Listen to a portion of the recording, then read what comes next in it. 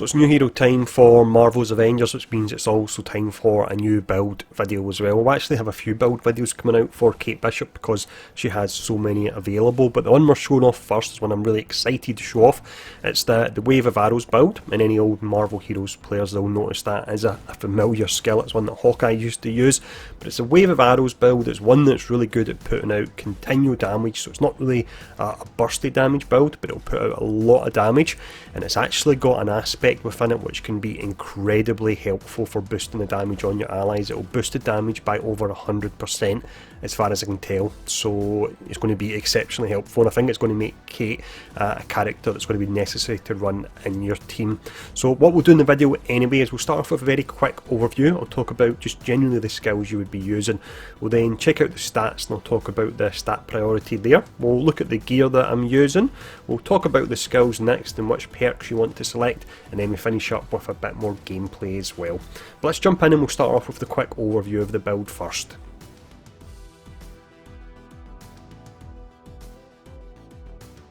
So the name of the build probably gives it away, I imagine. Of course the build is called Wave of Arrows, so the ability we're using is the scatter shot ability, one that I think everyone has realised is exceptionally powerful on her. Now the difference with this setup, I've seen a lot of people just using the scatter shot and the singularity. I do use the singularity as well, but then they kind of leave it at that. But I was really intent on trying to find out a way to get positive and negative status effects into her build, because she doesn't have them inherently at all, which can make it pretty difficult, but there is actually a way to do that. So that's one version of the build I'll show off, one where you can get your positive and negative status effects, and there's another one where you can look to double your damage via a buff that comes via gear, which is absolutely incredible, and it's one I actually prefer, to be honest.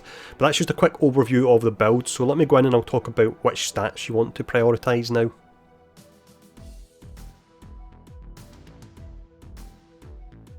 With it being a range build, then of course it will be precision will be your primary damage stat. In regards to your survivability, I prefer to go for resolve. This actually scales better than resilience. So your two primary stats are precision and resolve. They give you your survivability and your damage. Your secondary stats that can be useful would be proficiency and valor. That's for your crit chance and also your crit damage. If you're looking to run that positive and negative status effects version of the build, which we'll talk about more later on, you want to get round about 110 state as well, and that will certainly help out a lot with that. But that's the stats to focus on. Let's check out the gear now.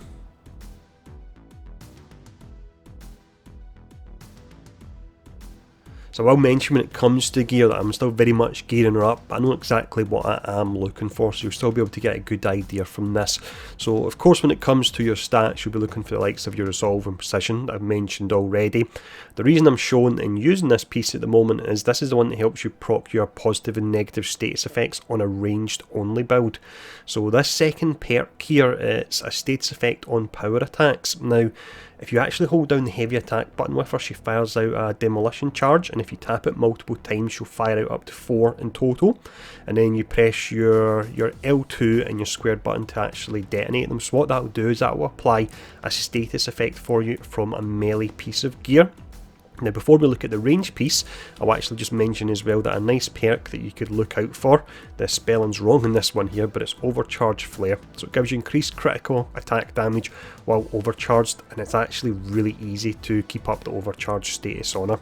So that's your slot 1, what you're looking out for. In regards to the slot 2, the first thing you're going to really want to look for, and I'm struggling to get it on a good piece, is your targeted buff. So that's a chance hitting an enemy with a ranged crit attack grants a damage buff. Now with your scatter shot arrows, each of the arrows can actually proc this.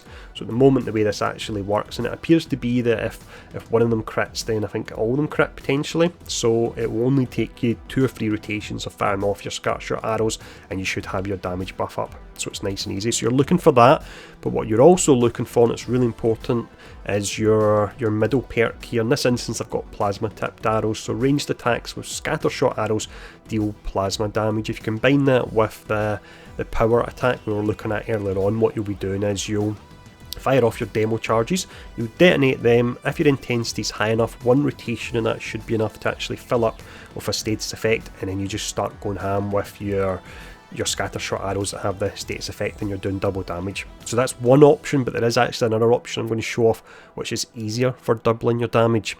Now when it comes to the slot 3, what I'm looking for in this is precision and resolve, and actually having the first perk is actually a pretty nice one.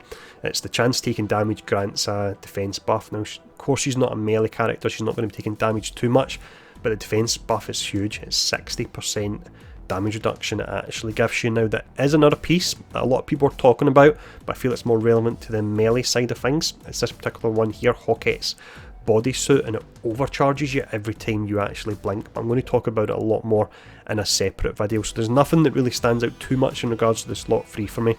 The slot 4 is where things really get interesting now. So we have Archer's Charm. I believe this one would actually drop from your elite heroic hives. Now on this you've got Disruptor Extension, so it increases the duration of disruption effect on enemies by 3 seconds and reduces enemy defense by 30%. So disruption comes when you charge your razor arrows. That's your single target arrow. So what you'll do if you're going up against a large boss, you'll fire one charged up razor arrow that applies the disruption effect for 9 seconds, which as standard it gives you an additional 25% chance to get a crit attack on enemies, and it says it reduces the enemy defense by 30%. But if I check my little sheet I've got here in regards to damage numbers after I actually have this, so just as an example, the damage on scatter shot per arrow would actually be 2633.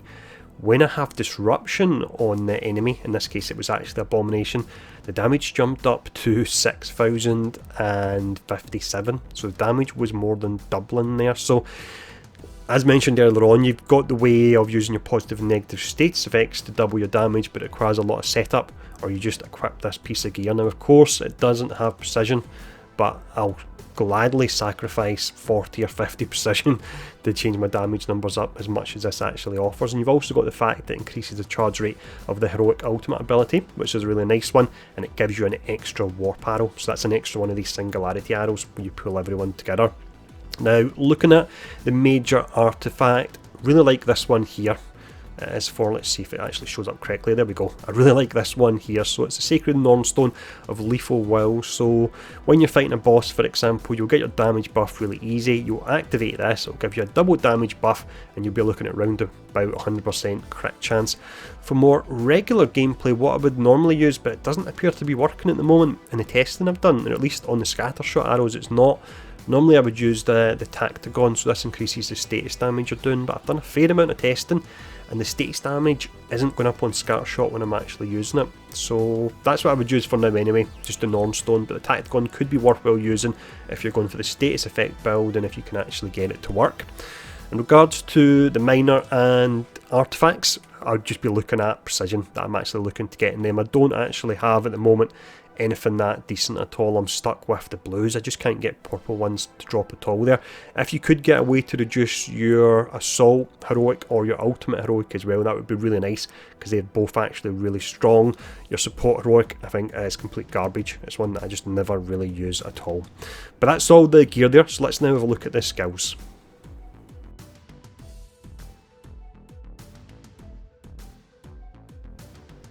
For the skills here, I'm not going to run over every one because it would take an absolute age, and a lot of them just aren't that relevant at all. So if we look at the demo charge first, this is the one I was telling you about the positive and negative status effects. So you can see it's a power attack. So this is the first modifier where you fire one. However, if you tap it continuously when you've got Demolition's Expert, you can see you fire out multiple arrows. And again, you'll need around about 100-150 intensity if you're looking to get the status effect bar up in just one rotation of that.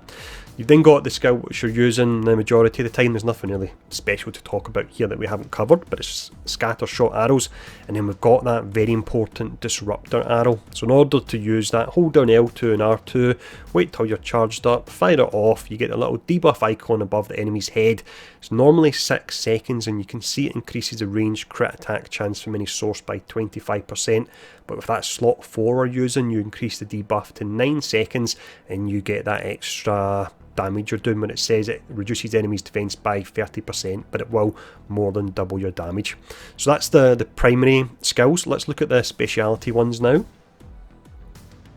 We start off with the support heroic. I use cover fire and also probability matrix, but I find this ability really underwhelming. I would hope in future they add an option where it can actually maybe capture objectives, for example, or it could potentially taunt, and it would be a lot more useful. Next one we have is the assault. You've got the fact it can fire out a portal you can jump through, which is a lot of fun, but nothing comes close to Singularity. You just pull all the characters together, you get up close, and you start to use your scatter shot arrow on them, and it's just a thing of wonder. It really is. It never gets boring doing it. You also want to go for Voidwalker next, which stores an additional charge for the warp arrow, and we also get an additional charge via the slot 4 as well, so you've got 3 charges in total. Looking at the ultimate heroic, I like to use this on bosses, maybe like Abomination, where I don't want to get too close with the scatter shot arrows. I will mention that once you activate this particular one, the Quantum Storm, you can't use your Disrupt arrow because you can't hold down the button to fire it. So what you want to do is apply your Disruptor first, and then that'll give you your 9-second debuff, and then quickly use this, and then just start firing off all your damage from there.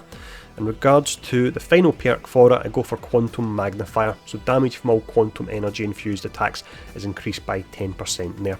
Now let's check out the Mastery Tree. When it comes to the Mastery Tree, then I'm going to skip straight past the melee one because there's nothing that's really relevant at all there. So the first one we want, and this is really important for the build, is True Shot. So it reduces the spread of your scatter shot arrows, which means you don't have to go as close to get as many arrows to actually hit the target. In regards to the next one, we've actually got a buff to the scatter shot arrow here, but it's not worthwhile charging it up. You get additional damage, but the time it takes to charge over spamming ability, it's not worthwhile. So hopefully they balance that to make it worthwhile, but at the moment I'm just using Pincushion instead.